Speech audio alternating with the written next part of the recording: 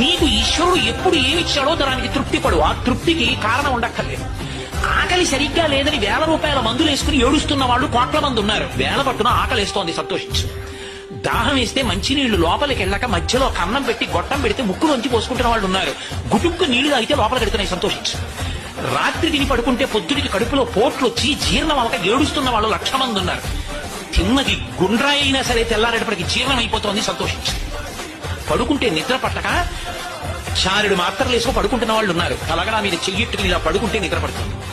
పుస్తకం ఉంటే తప్ప మాట్లాడలేని వాళ్ళు ఉన్నారు. వేదిక ఎక్కి కూర్చుని మాట్లాడటం మొదలు పెడితే గంగా ప్రవాహంలో వస్తుంది, సంతోషించు ఈశ్వరుడి కారుణ్యానికి. కొంతమంది కూర్చోలేని వాళ్ళు ఉన్నారు, కూర్చుంటున్నావు. నడవలేని వాళ్ళు ఉన్నారు, నడుస్తున్నావు. చూడలేని వాళ్ళు ఉన్నారు, చూస్తున్నావు. వినలేని వాళ్ళు ఉన్నారు, వింటున్నావు. ఈశ్వరుడు నీకు ఇచ్చిన దానికి ప్రతి క్షణం తృప్తితో ఓలలాడిపోవాలి. ఎన్ని మాటలు కృతజ్ఞత చెప్తావు. అది మానేసి ఎప్పుడు ఏదో పోయిందాన్ని తలుచుకుని ఏడవడం కాదు, వచ్చేదాన్ని ఊహించుకుని అలా జరిగితే బాగుండని కలువమలు ఎగరేయడం కాదు.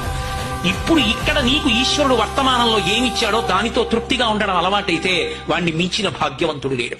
అదే ధర్మం.